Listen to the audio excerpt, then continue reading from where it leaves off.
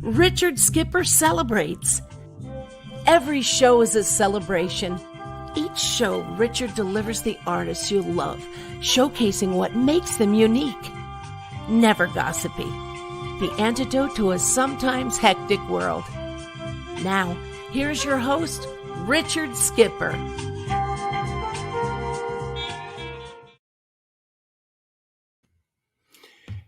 Hello, everybody, and welcome to a very special Sunday afternoon edition of Richard Skipper Celebrates. This is the show in which I celebrate artists and their body of worth. I am very excited to introduce our guest today, but before I bring her on, I'd like to remind everyone it has been 192 days since the pulse of the theater world stopped. No theater, no concerts, no performing arts venues around the country. It's very important that we take a pause and that we think about all of the people right now who are going through what we're all going through. As my friend David Friedman always says, we're all in this together, but we're not in the same boat. Just take a moment to pause and think about those that we love. And we're going to reach out to a few people later on today. I'll tell you what to do at the end of the show. But now I am very excited to welcome to our show today, Vicki Abelson. Now, I have to say, she is a performer. She is a producer. She is a promoter. She's a best-selling author. She has done so many incredible things. I have to be at the top of my game today. We are turning tables on you, Vicki. How are you? Oh, Richard, thank you so much for having me on. It's lovely. It's lovely to meet you, and it's lovely to be in this chair for a change. Well, you are truly, I have to tell you, and I'm going to give a shout out to our mutual friend, Rose Apuzzo. Oh. Rose reached out to me and she said, you have to have Vicki on your show. And when I started, it's amazing. The body, as I said earlier, the body of worth that is out there. I love that, by the way. No, you are. And I look at you, and there are so many. I hope you won't be offended by what I'm going to say, but there are so many similarities between the way that we look at life and the way that we're going through this on our parallel paths right now. And I'd like to talk about a lot of that. There's so much to cover.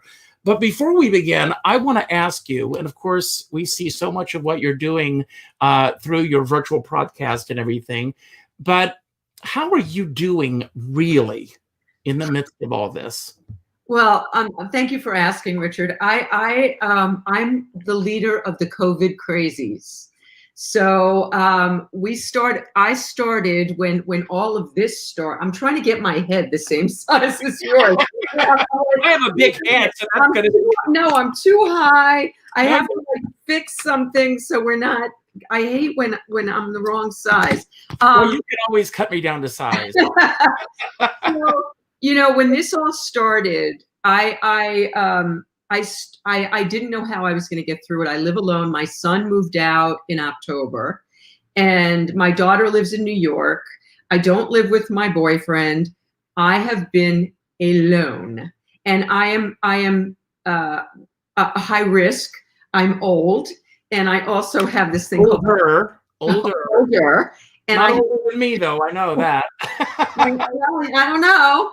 I have this thing called Hashimoto's. I found out just before the pandemic that I have this condition where my antibodies are way out of whack. Wow. So normal is 50, mine are 1,000. So wow. How did you find this out, number one? And can you tell us a little bit about what that means? Yeah, so it's crazy because I was having a lot of joint pain and stuff, and I was afraid that I had arthritis. I do have arthritis, but I was afraid I had rheumatoid arthritis. Somebody close to me had just gotten diagnosed with it, and I was afraid. So I went to a rheumatologist, and he said, no, you don't have rheumatoid arthritis. That's great. And he goes, no, you don't have anything. And meanwhile, it's important to be your own advocate, because I started looking at my own, on the Cedars thing, you can see all your blood results. and I saw that my antibody thing was supposed to be less than 50 and mine was over 1,000. I said, what does that mean? He goes, oh, you have Hashimoto's. I was like, what the heck? I thought it was like Japanese takeout. I was like, what is Hashimoto's? That sounds like it. It's good. Do I like that? Will I enjoy it? And now I'm ready. So, I'm like, what the hell is that? And so I start doing some research and I find out that it's something that affects the thyroid. When the numbers are bad, people get thyroid disease. And it turned out about 40% of the people I know ended up being on thyroid medication. I had no idea. As soon as I started talking about Hashimoto's, like everybody I know had some sort of thyroid thing going on. Because we're all this collective consciousness, though, that once you learn about it and you hear about it, it starts popping up. It's synchronicity. Absolutely.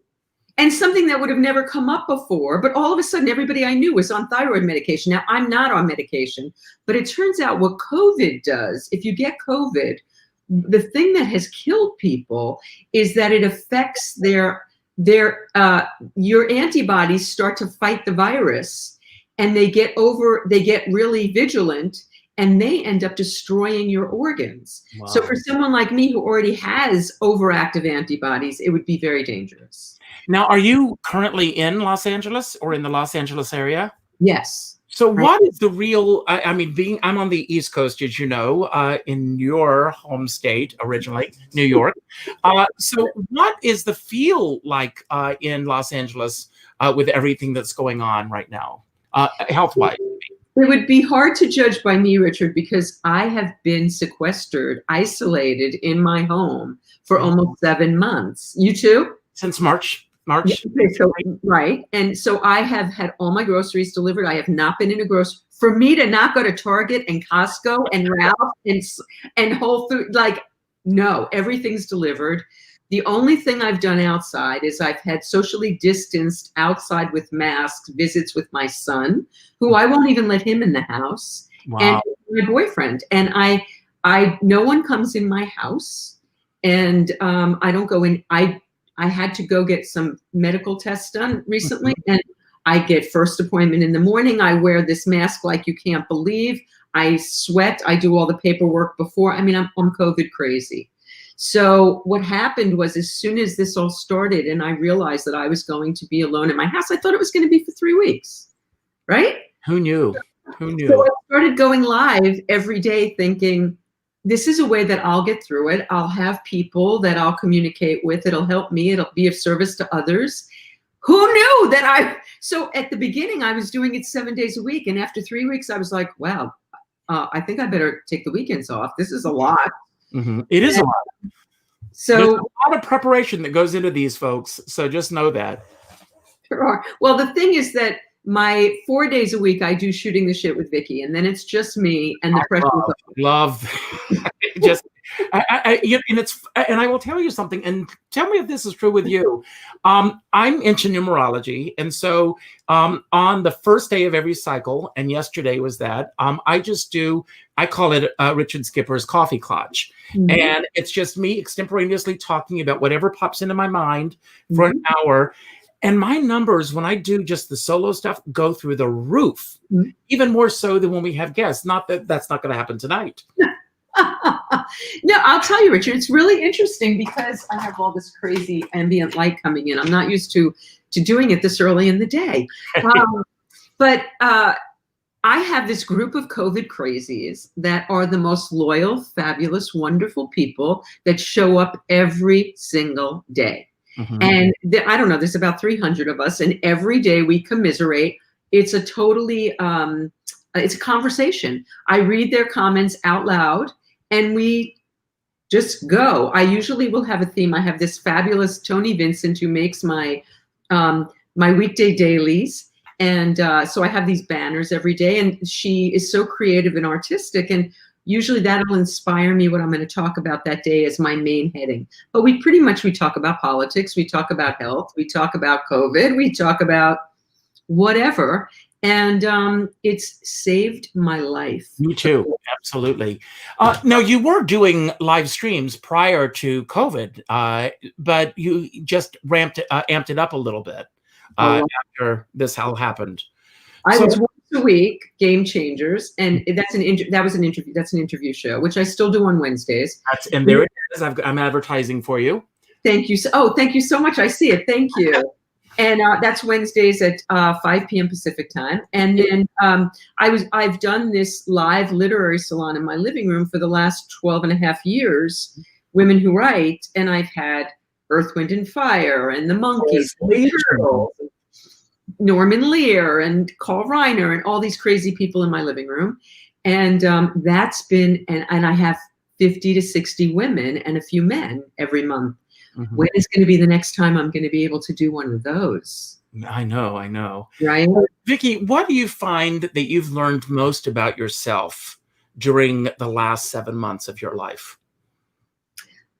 One thing I found out is I need people.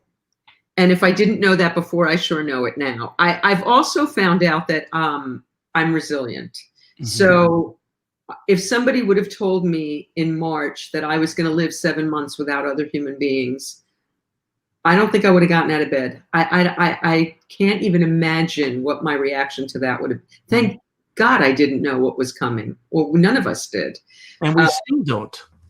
And we still don't. And now they're saying a year and a half until life is normal again. Well, here in New York, as I said, I live 25 minutes north of Manhattan.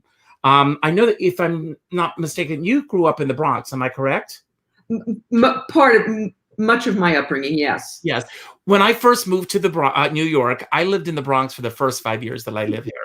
Now, I live 25 minutes north of Manhattan. Mm-hmm. If anyone out there is not a true New Yorker and doesn't know, the George Washington Bridge, I'm 25 minutes north of the bridge.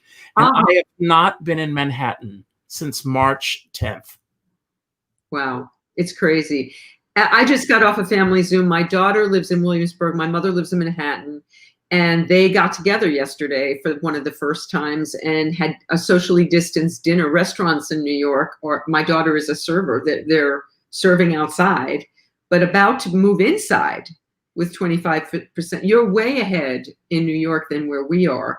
The numbers, Cuomo got the numbers way down. They're still below the 1%, which is really incredible. Yeah. And I hope that it continues. I'm about to go on my first vacation to Provincetown next month for Columbus Day weekend.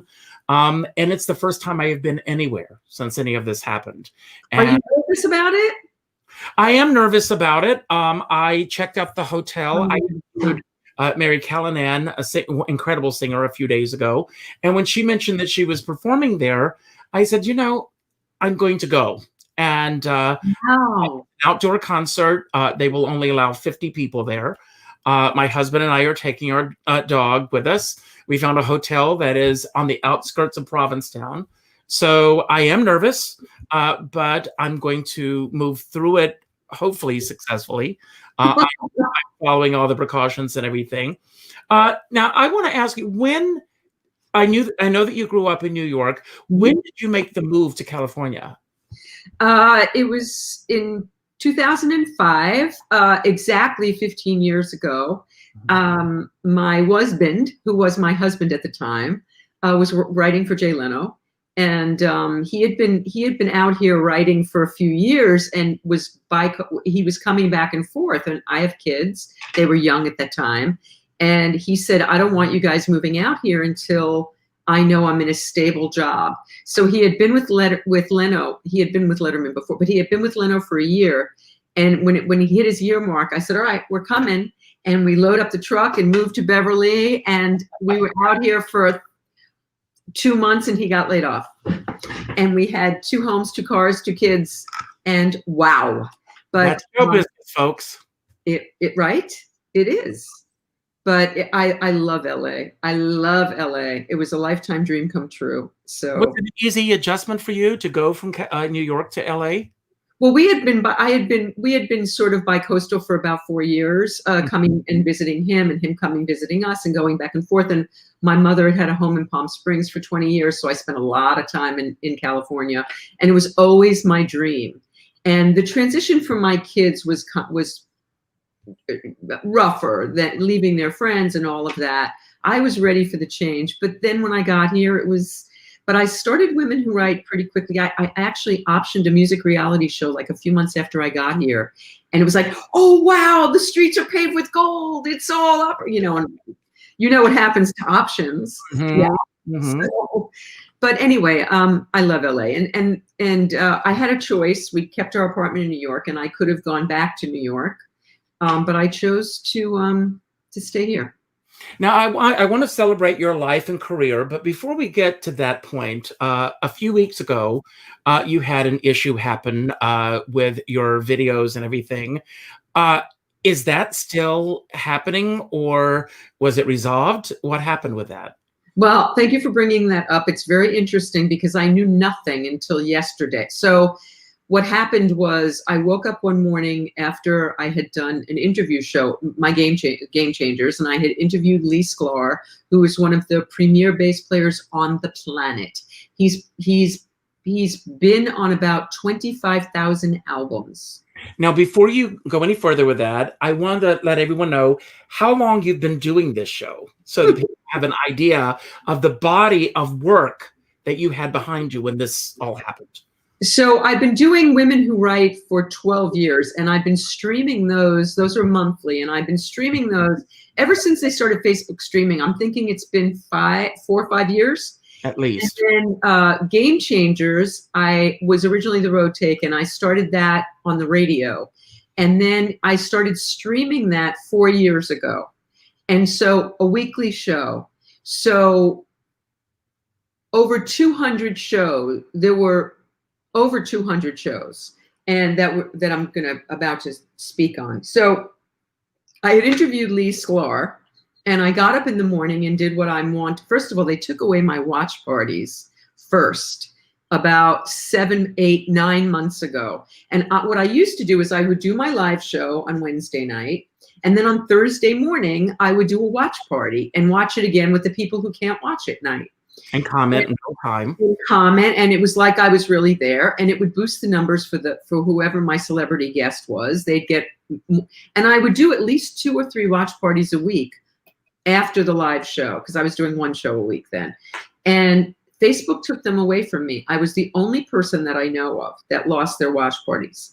Why do you think that happened? Do you have any idea? I list thank yous to Rick Smolke of Quick Impressions, a printer in Chicago, my hairdresser, Nicole Venables of the Ruby Begonia Salon, Blue Microphones. These are barter deals that I have. I'm not making any money from my show. Mm-hmm. I thank these people because they are good. They support me in what I do, mm-hmm. And so Facebook, I believe, thinks that I make money from my show. And so they don't like that. So the unfortunate thing about this, again, excuse me for interrupting, but yeah. The unfortunate thing about this is there is no customer service division. There is no one to discuss this with. No.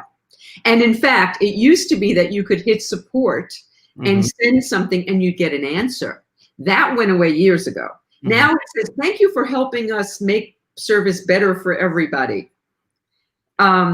So in any case, I don't do my shows on my professional page as you do. I do them on my personal page, because on my personal page, I have 5,000 friends and 6,000 followers. So I'm going to a lot more people, and it's more of a conversation. It's not just a one-way street. So these are people I'm friends with and I follow back.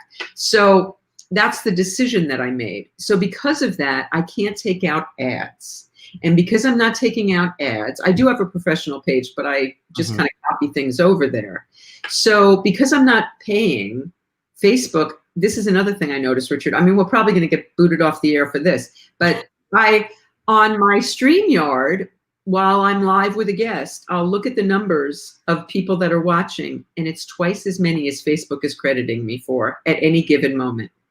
That's not funny. No. And I also noticed that I could have 40. Is it a StreamYard issue or a Facebook issue?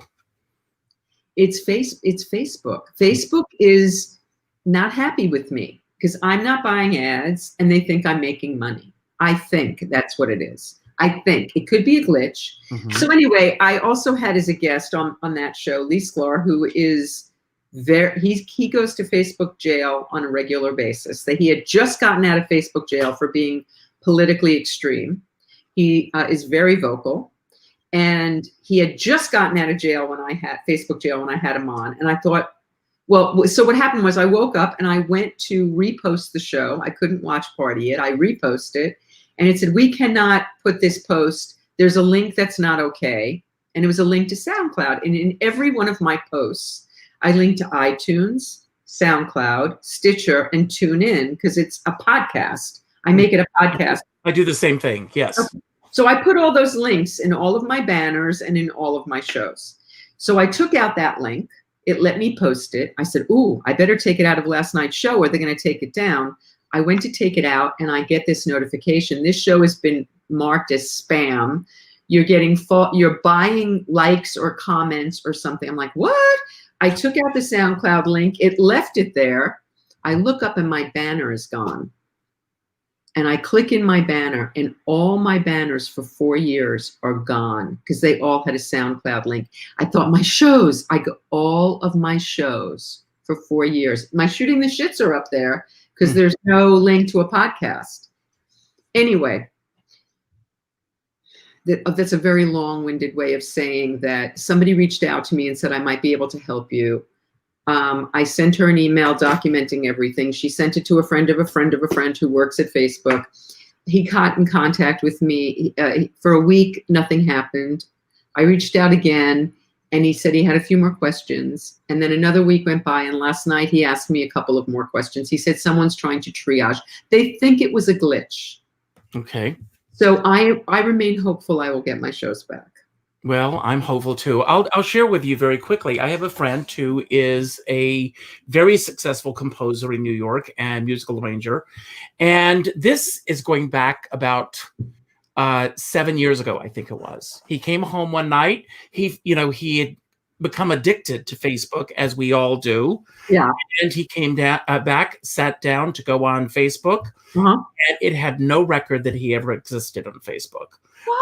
He went through every password, everything. He was completely knocked off of Facebook. Oh my gosh. He also, I'm going to put it out there, he was also very political. Yes, and me too. And he put it out there, and he said it was so traumatic for him at that time because you look at what your body of work that you have allowed to be on Facebook. 5, 6, 7 years completely disappeared, gone. Oh my God! And still is not on Facebook. He never got back on. Once that happened to him, he did not want to come back. So with me, and I'll thank you for this, and I'm sorry that you were the trial by fire. I'm backing everything up in Dropbox and WeShare and every place that I can think of to save myself from something like this happening. Because the blessing is that I have every show on a drive, and I also started to put things up on YouTube about a year ago. So I've got the last year's worth of, but on YouTube, because I'm not doing it live, it doesn't have the views, it doesn't have the comments, it doesn't have the likes. So all the energy of the show, maybe they get 40 views, maybe a good one gets 100 views on YouTube. Not a lot. All my action is on Facebook. So if somebody goes to see how an artist was received, they don't see all the love. Now, the reason that I go to this page to stream through is because I was always under the impression, maybe you can correct me, that through StreamYard, that a lot of the comments on the regular page, people are not able to comment in real time. Is that not true? No, they're commenting in real time on mine. Sure. Because here, I only see the people that are currently on the Richard Skipper Celebrates page, both through Facebook and YouTube. So those other comments I will not see until later. On my when I StreamYard to my personal page, I can see everything in real. I open another browser, and I can on Safari, and I can see all the comments in real time. Oh, that's I'll learn something new and figure that out. So I want to go back. We're going to go through your. I'm moving around. I'm trying to get it so my light is not like moving in from the window. Yeah. But I want to talk. You were born in New York. Tell us a little bit about your family, brothers, sisters, your home life growing up in New York. Well, my father was a master of ceremonies in the Catskill Mountains. And so I grew up in a show busy, but then he was a Hebrew teacher during the year. It was complete like disconnect. But there was a lot of show business. Every summer we would go up to the Catskills and spend a full 2 months up there, shows every night, meeting the comics, meeting the singers. Now, there may be a few people here who don't know what that world was like. Tell them what the world of the Catskills was, because it was such an important part of the show business. It was amazing. If you've seen Dirty Dancing, that is a slight. It's not. It was better than that. It was better than that, and it was yeah. And then also there's a movie called Walk on the Moon. Have you seen that with Liev Schreiber? Yes. Diane Lane. That was at a bungalow colony, which was a smaller deal, but the vibe of the people and the closeness and the community. But and did you spend your summers in the Catskills? I spent every summer of my life in the Catskills, and my father was a singer, and he was, just charming and full of, and so I met everybody, and it was in my blood. And he brought me up on stage when I was like 4 to sing a duet with him, and that was it. I was done. That was okay. Got stars in my eyes. So that was my dad. My mother, who I just got off a Zoom with, is still living in New York, and she still gets on a treadmill every day and is amazing. And my brother lives in Las Vegas. He's been a blackjack dealer at the Mirage all of his life. He just retired. I have 2 kids that are extraordinary. And my son is a sports. He went to. He's a sports commentator. He has a sports podcast. My daughter graduated from Tisch after 3 years, and thank God she graduated last year, Richard, because we got to go to Yankee Stadium and Radio City Music Hall for her graduation, and her friends this year got bupkis. I know. I am feeling so sorry for every senior in this country. Horrible. That's the year you go, all through school saying senior year's coming. And it's just, I feel so sorry for parents that have little kids and have to homeschool, have to do all of that. And, kids just not being, I'm looking at myself and I'm going, what's going on here? Yeah. Kids that aren't having an opportunity to be socialized and play with their friends. This is, I don't get to socialize and play with my friends. I don't like it. No, neither do I. I mean, there's so much that I said to someone recently that, when I'm sitting at home at night feeling sorry for myself, and I do go there sometimes, at least I know that no one else is out there doing the things that I want to be doing, because no one's doing it. Except, what? Some people are. There are a lot of people living in denial, Richard. There are people who are living their lives exactly as they did before, having parties, going to it's. I agree. I'm right there with you. And I mean, I was invited to go on a friend's boat long ago, but I see the pictures on Facebook, and pictures are deceiving sometimes, I know. But, when I see people out with a lot of different people, it makes me very, very nervous. Now, your father, of course, was in the business. And were there, who were your mentors growing up? Who are some of the people that you met along the way that reinforced in you the desire and the dream to be a part of this business? And what I love about you, Vicki, is that you were your own entity. You've created. No, you are. They said about me in high school, there were the rich kids, there were the poor kids, there were the farm kids, there were the city kids, there were the bookworms, there were the kids that never opened a book, and then there was Ricky Skipper. Yeah. And I say that as a compliment to you. Thank you. It's funny. I'm just those places that interview you and they ask you to write your own answers. I'm doing one of those right now. So I kind of answered this question, but it's like all my life I tried to be what everybody wanted me to be. I wanted to be an actress when I was an actress from a very young girl till I went to the University of Arizona and got a degree teaching drama, and I was in a repertory company, and I came back and did a few things. Anyway, that was the dream. And then from there I was told by a casting director very early on when I was about 21, she told me that I was too ethnic. My name was Vicki Katz. My hair was brown. And And yeah, big no, Jewish nose, whatever. And she told me I was too ethnic to be an actress in New York. And so I changed my name to Keats. And I wasn't this blonde, but I got blonder. And I tried to be what I thought they wanted me to be. And I got no work. And as soon as I did all that, I decided to become a stand-up comic, where it would have been better to have a Jewish name, right, and look Jewish. And then I was too homogenous. Back in the early 80s, regular-looking girls didn't become stand-up comics. Stand-up comics were Toady Fields and Joan Rivers, and women that looked funny. Mm-hmm. And so I kind of didn't fit. Whatever I tried to do, I was kind of wrong. And I kind of backdoored into my boyfriend at the time when I was doing stand-up was a rock and roller.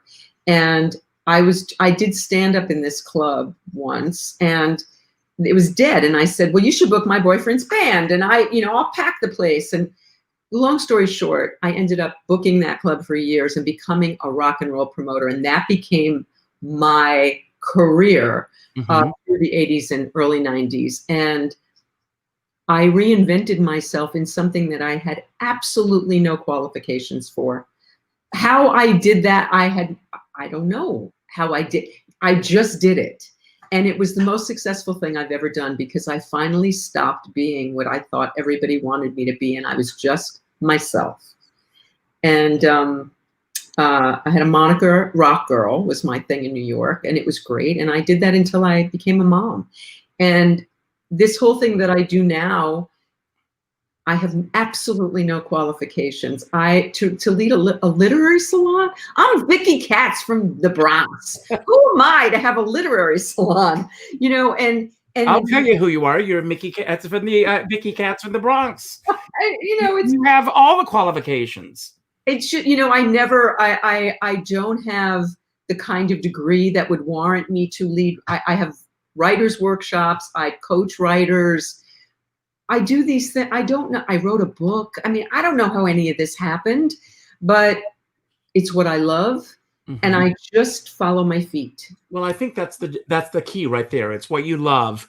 But going back, you're living in New York. You decide that you are going to pursue a career as an actress, but then you made that turn that you're going to teach. Why Arizona? No, I didn't teach. I didn't teach then. Now I have workshops that I do, and I coach writers. But back then I didn't teach. I became a rock promoter is what I became. You said earlier that you went to the University of Arizona. Oh, I got a degree to teach high school drama. Yes. And I used it for student teaching. And a teacher in Arizona in 1977 made $6,000 a year. A waitress made $17,000 a year. So I decided to be a waitress and act in a repertory company. And so I didn't really use my degree. And again, growing up, who were those? What was the music that you listened to? Was it always rock music? Was that what you gravitated towards? What part of the business was it that kept moving you forward? Music was just something I always loved. It wasn't something, I was, all my boyfriends were musicians. I was always attracted to that and them. Oh gosh, God help me. And but I loved folk. I mean, back in the day, I loved Dylan and I loved James Taylor and I loved Carole King, but I also loved Jimi Hendrix and Jethro Tull and anyway, all of that. So I always loved music. I was always around music and musicians. But it was just a fate that brought me to that career. I never considered that I was going to be behind the artist, promoting the artist. And it wasn't until the last few years that I put myself kind of front and center. Again, I mean, I still promote artists. That's primarily what I do. Mm-hmm. But I accept the fact that I am one now. It took me a long time to get back to that. Now, when I look at your resume and I look at all the work that you've done and the incredible artist that you have had the pleasure of being in their homes, and learning this, how did that all begin for you? It's crazy. When I first came to LA, I was writing my book. took me 13 years of on and off and on and off to finally get it published. And Carl Reiner published it, by the way. Carl Reiner's publishing company. I miss Carl very much. That was a blessing. But I wanted to workshop my book into a play. That was the original goal. And so my editor suggested that I start a little mommy thing in a little local restaurant and read little, because I didn't know enough people in LA to get up and to be able to read big chunks. And even if I did, what would I get? Maybe 5 minutes every few months. And my book was weighty. I needed time. So he suggested I start something in a local restaurant and invite other mommies and then invite other people to read. And it just so happened that because of my husband's career, he was a comedy writer and I was a rock and roll promoter. We knew a lot of people, it so happened, in LA. So I would invite one celebrity a month to come. And I decided not to do it in a restaurant. I did it in another mommy's home. And one of my first readers was Kathleen Wilhoit, who is an amazing singer-songwriter and incredible actress. And then the next month I had Pamela DeBars, who wrote I'm with the Band. And within a few months, I had booked Carol Leifer, who the character Elaine from Seinfeld is based on. She's an amazing comedy writer and comedian. And she asked me if she could bring Marlee Matlin with her. And I was like, what? And she said, Marlee just wrote a book. And Marlee was an Academy Award winner. And I said, yeah. And then I moved it into my house. And from that moment on, the next month I had Tom Bergeron. I started having a man, and Evan Handler from Sex and the City. And from those 2 moments on, I have had a mega celebrity every single month for the last 12 years. And the going into their homes started because when I started doing my talk show, I was on the radio. And within 3 months, he stopped paying me. And so then I moved it to this little television station.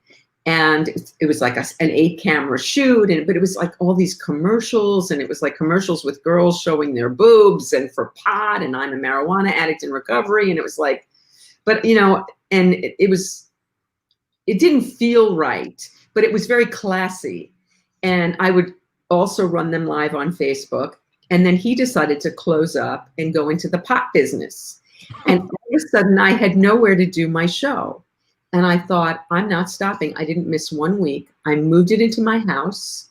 I had a co-producer at the time, Louise Palanker. She came with me. I've always had a wing person until COVID.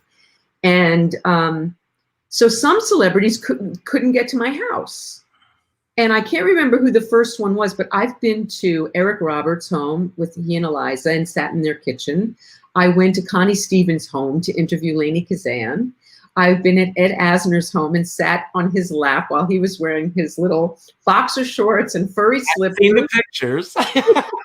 And he got up to go to the bathroom in the middle of the interview. He ate pizza in the middle of the interview. I've gone to Phil Rosenthal's kitchen. I mean, it's been amazing. I went to Norman Lear's office. It's been amazing because when we see people,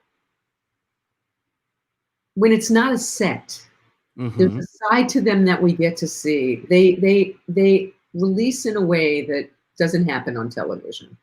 And it's just a beautiful thing to behold. Now, you said earlier when Tom Bergeron, I think, was the first celebrity. But when that started happening and it started unfolding, was it word of mouth, or how were people coming, and what was bringing them in to you? Well, first of all, networking is something, it's not what I would have chosen for myself, but it turns out it's the thing that I'm really good at. Promotion is like something that is sort of a natural thing. So as soon as I got on Facebook, I learned how to use it. I learned how to maximize it so I have found most of my guests on social media. I reach out on Facebook, I make friends, I invite them. Or I've been very blessed. Phil Rosenthal of Somebody Feed Phil has a weekly, well, he did have a weekly pizza and movie night. And I was blessed to get invited every Sunday for years, and I met a lot of people in his very little screening room, like Carl Reiner and like Valerie Harper. And then I would say, She's just the nicest person. I mean, I miss her so much. The best. She came here when she was given 3 months to live. And she came here right in the middle of it. And she spent a whole day, and she said, I'm going to sign every book and I'm going to date them so they'll be worth more money. I mean, the woman was unbelievable. And then she lived another 5 or 6 years. Thank God. But anyway, yeah. So how I get them is wherever I go to screenings, wherever I go, I fight the fact that I don't want to do it, and I make myself go over and intrude and say hello and ask them if they'll do it, and I am unrelenting. It took me 5 years to get Mickey Dolenz in my living room. If I want somebody, I've been working on Adam Arkin for about 7 years, and I won't rest till I get him. I'm unrelenting when I. Everyone who's watching or listening on the podcast later, if you've got that connection, make it happen. Oh no, I talked to Adam yesterday. Oh, you did? Facebook message. I just can't get him to say yes. I can't get Bill Mooney to say yes. Bill says to me, he purposely says no to me just to see me squirm. Eventually, he will say yes to me. It's been years.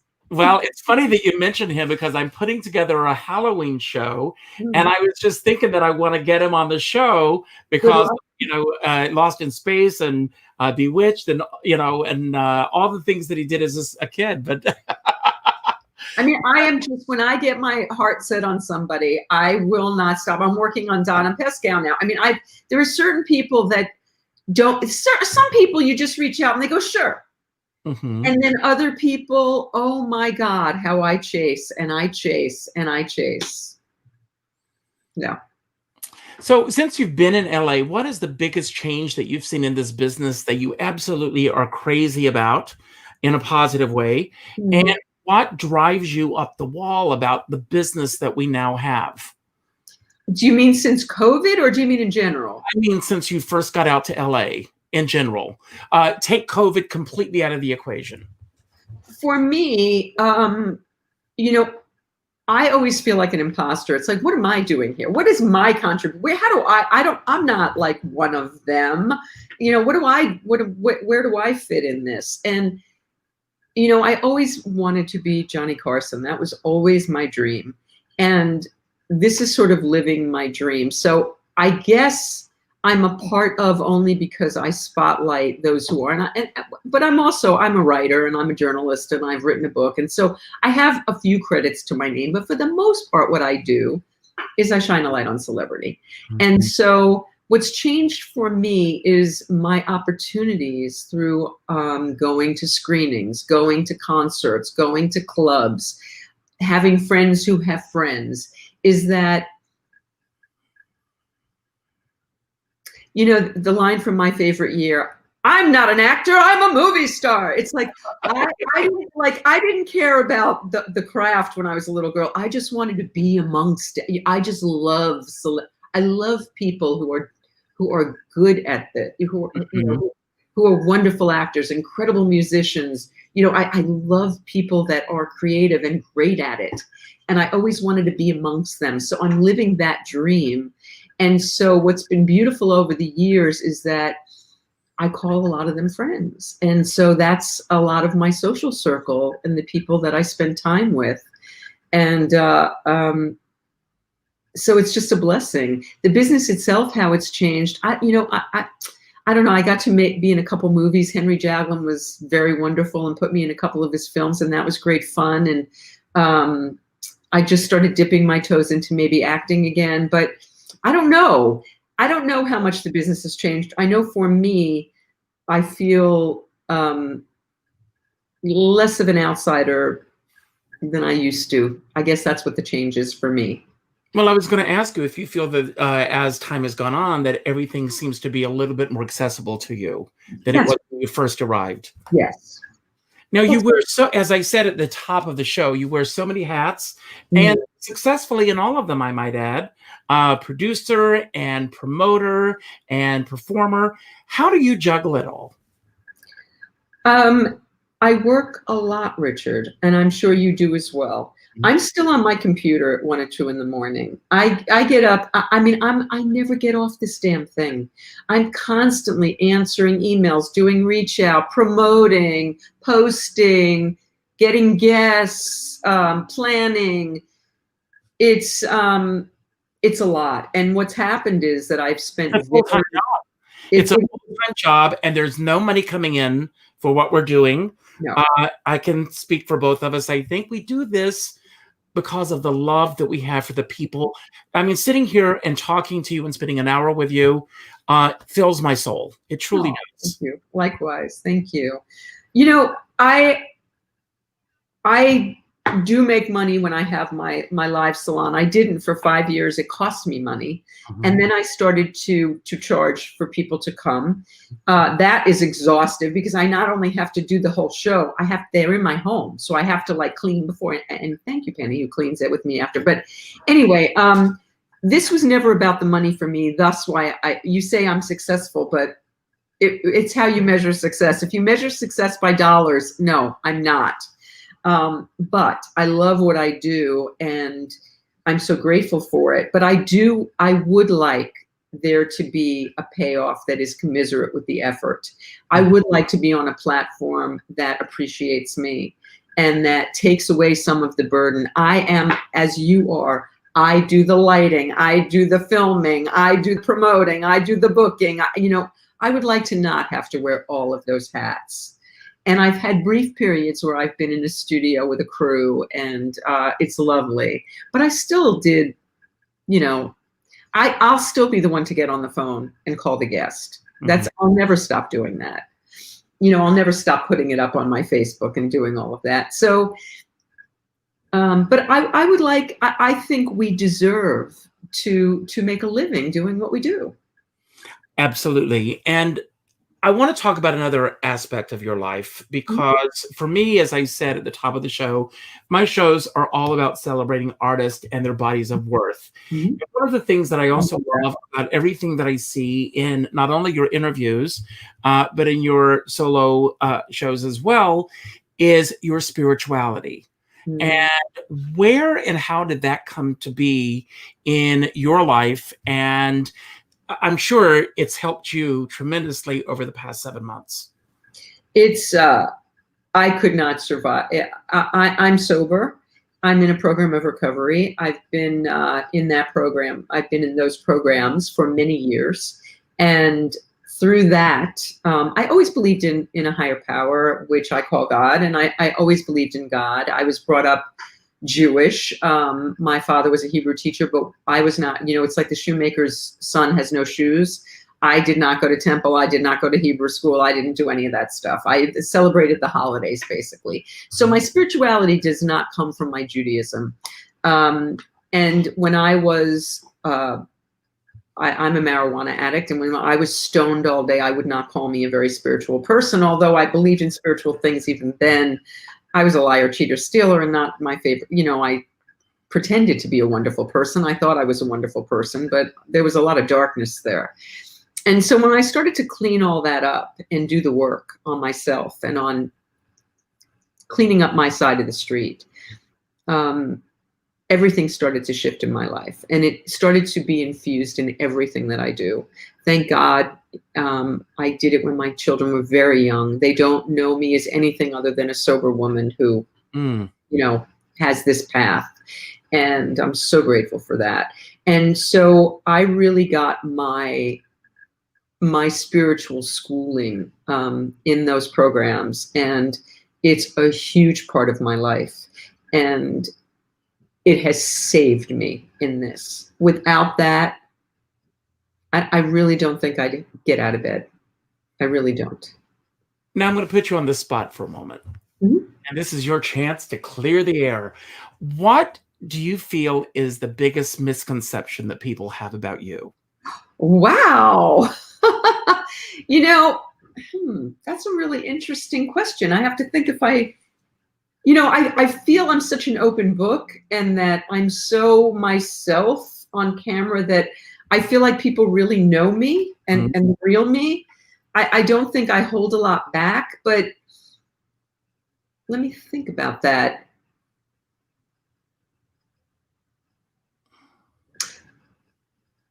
I think people would be surprised to know that I was a very, very shy child, and that this isn't, that it takes effort to, no, it doesn't take effort anymore. This is who I am now. Let me think about that. I guess there was a period of 10 years, almost 10 years, where I was single in between, after when my husband and I split up. And I think everybody thought it was like no problem for me to get a date, no problem for me to have a boyfriend, no problem for me to have love. I can't tell you the problem that it was.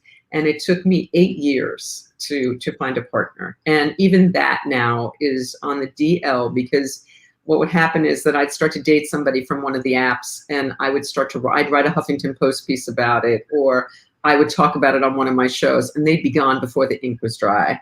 So I've learned my lesson, and I don't do that this go around. But it was very, very, very hard to find love, and very challenging. For the first time in my life, I always had a man. I always lived with somebody. I 2 long marriages and a long boyfriend in between. And being single was very humbling. And I think that I think it surprises people to know that how difficult it was for me to mate. Now, you're so entrenched in this business. You truly are. And tonight, the Emmy Awards are taking place. And the Emmy Awards, of course, are virtual tonight. Like everything that. How are they doing it? Tell me. I've heard that they're going to be in hazmat suits. What's the deal? I haven't heard that.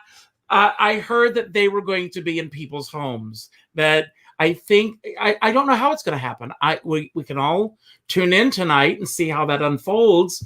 But again, I mean, you have such a great platform. I am putting it out there. Those videos, and I said this to you a few weeks ago, you may recall, they're just hidden. You're going to find them.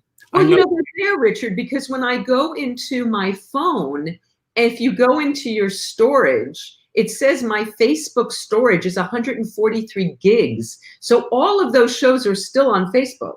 They're still there. They are hidden. And I do believe it was a glitch. And I do believe, I have confidence, I have faith that they'll be restored.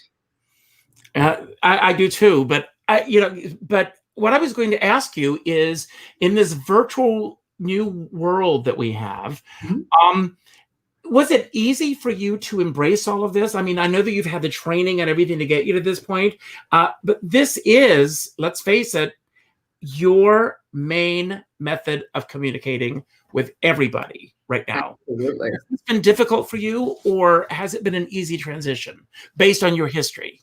You know, it's interesting, Richard, because I've always had a wing person here to run the camera, to set up, help set up the lights, do all of that stuff. And I'm always having technical, but the thing was, I always had technical issues even when I had a person.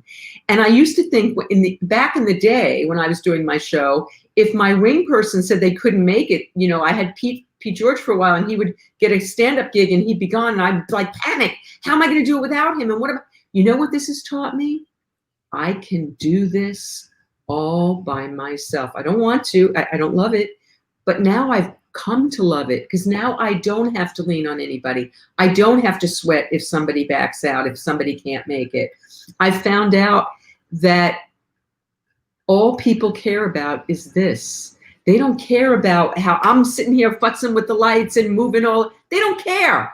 All they want is this. And so it's really taught me what's important. And it's the connection, and it's the communication. And I felt I've been prepared for it. I've been preparing for it for a long time. And I don't know. I think shooting the shit is here to stay. COVID, no COVID. I don't know that I'll do it every day, but I love it. Well, I do too. I watch it, and I love it, and I love you. And I can't believe this, but we're almost at the end of our show. You are such a breath of light, and I thank God that you do what you do, and that you're here for all of us. and keep doing what you're doing because it's really wonderful. Before we sign off, a few things that I want to say is, first of all, I hope that you all enjoyed tonight's show. If you did, please go to my website, which is richardskipper.com. Sign my guest book with your thoughts about the show, because that helps to boost me in other markets. I also end all of my shows by telling everyone to go out and do something nice for somebody else without expecting anything in return. I love that. A lot of us are not able to go out and do something. And I told you earlier, I'm into numerology, and today's a 2-day. So go to your Facebook friends. Vicki, I want you to do the same thing. At the end of this show, go to your Facebook friends list, Okay. go to the second name that pops up, and call them. Don't email them. Don't text them. Call them. I don't know if I have their number. Some of them are just Facebook friends, right? Well, when you go to your friends list, you'll see who you'll start counting down, and the second name on your list, go to that person. And just let them know what they mean to you, because it's important that we all do that. And I'm going to give you the final word. Is there anything that we didn't talk about tonight that you'd like to talk about, or final thoughts that you want to give to everyone who's watching tonight? Well, I thank you for this, and thank you for this opportunity. Thanks for inviting me, Richard. It's been lovely getting to know you, and I love what you do, and it's so important, and I am so glad that we're in the trenches together, getting through this COVID thing and trying to help other people get through it. I guess what I want to say is we are not alone. We are in this together. This is going to make me cry, but I'll cry with you. Live at 5 every day, me and the COVID crazies are holding court and having conversation and loving each other up and supporting each other through health crises and home crises and travel crises and all kinds of things. And it's a salvation, and it's most importantly fun. We laugh every day during COVID. We laugh, and what is more healing than laughter and love? So I'm just grateful that I have this platform to do it, and I'm grateful to Facebook for giving me a platform to do it, no matter what happens to those shows. So thank you for this opportunity. I appreciate it very much. Thank you. And you have a wonderful evening, and make it a greater tomorrow. Thank you, Richard. Thanks so much. Good night. Thank you.